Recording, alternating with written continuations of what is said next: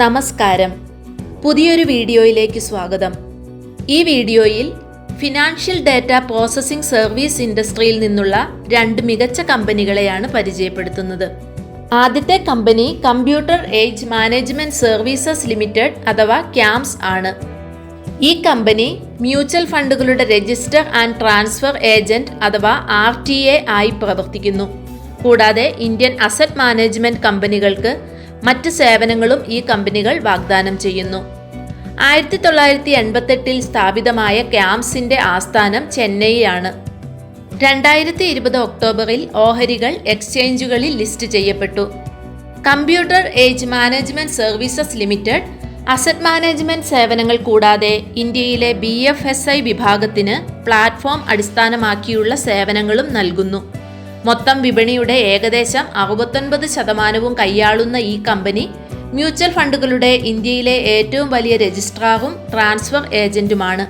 Full stock digital fund administration സേവനങ്ങളുള്ള 180 ഫണ്ടുകളുടെ 400-ലധികം മാൻഡേറ്റുകൾ നൽകുന്ന ഇതര നിക്ഷേപ ഫണ്ടുകളുടെയും പോർട്ട്ഫോളിയോ മാനേജർമാരുടെയും വിപണിയിലെ മുൻനിര പ്ലാറ്റ്ഫോമും സേവന പങ്കാളിയുമാണ് കമ്പനി.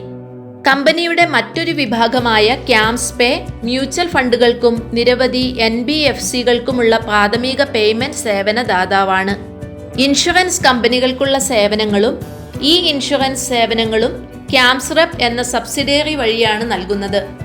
ദേശീയ പെൻഷൻ സ്കീമിനായുള്ള account aggregator, central record keeping agency സേവനങ്ങൾ തുടങ്ങിയ പുതിയ മേഖലകളിലേക്കും കമ്പനി കടന്നിട്ടുണ്ട്.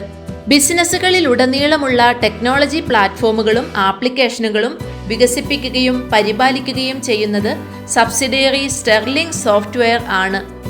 ബിസിനസ് വിപുലീകരണത്തിന്റെ ഭാഗമായി കമ്പനി ഈ അടുത്തായി AI കേന്ദ്രീകൃത സ്ഥാപനമായ തിങ്ക് 360യുടെ ഭൂരിഭാഗം ഓഹരികളും സ്വന്തമാക്കിയിരുന്നു.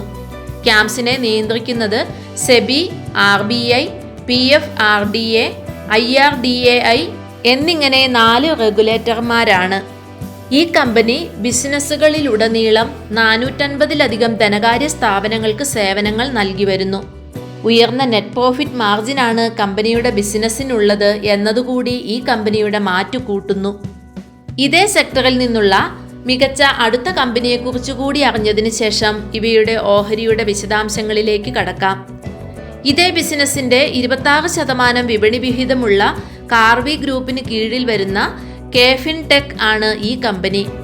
ഹൈദരാബാദ് ആസ്ഥാനമായി പ്രവർത്തിക്കുന്ന ഈ company equity, commodity trading, depository, wealth services കൂടാതെ മറ്റ് സാമ്പത്തിക ഉൽപ്പന്നങ്ങളുടെ വിതരണം തുടങ്ങിയ സാമ്പത്തിക സേവനങ്ങളിൽ ഉൾപ്പെട്ടിരിക്കുന്നു.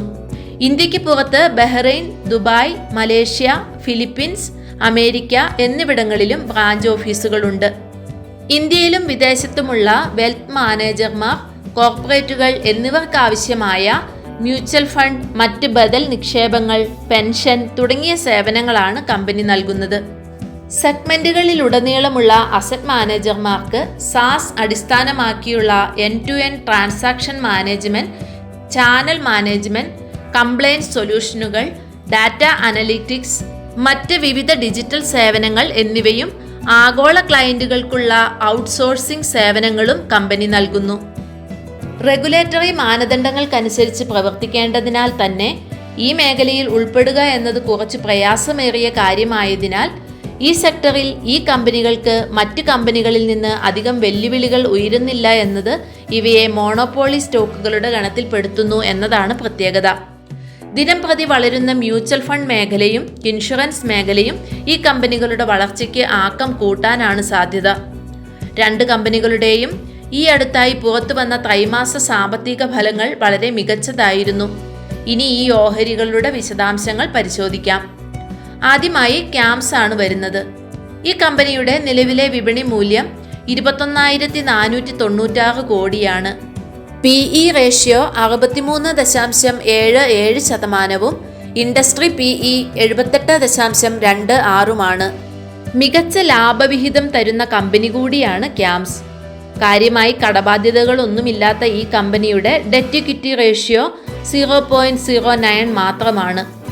പ്രൊഫഷണലി മാനേജ്ഡ് കമ്പനികളുടെ ഗണത്തിൽപ്പെടുന്ന ഈ ഓഹരിയിൽ FIIസിൻ്റെ ഓഹരി പങ്കാളിത്തം 56.51%, DIIs holding 19.42%, public share holding 24.07%.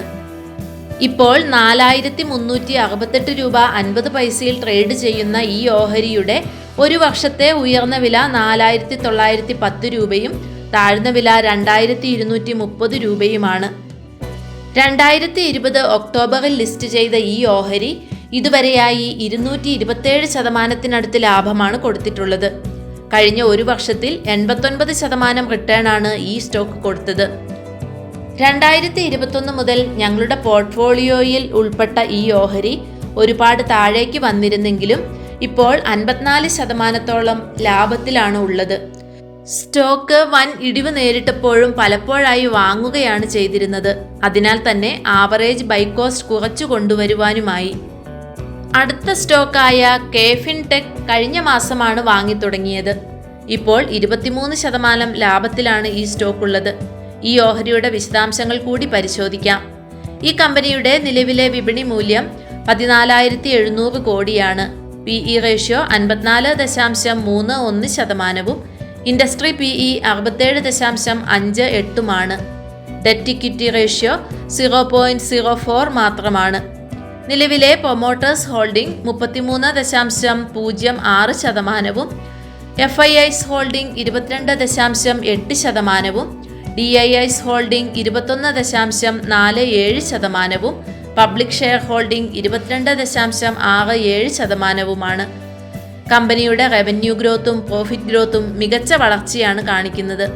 Compounded sales growth കഴിഞ്ഞ 5 വർഷത്തിൽ 39%, 3 വർഷത്തിൽ 20%, ഈ സാമ്പത്തിക വർഷം ഇതുവരെ 22% വളർച്ച നേടി.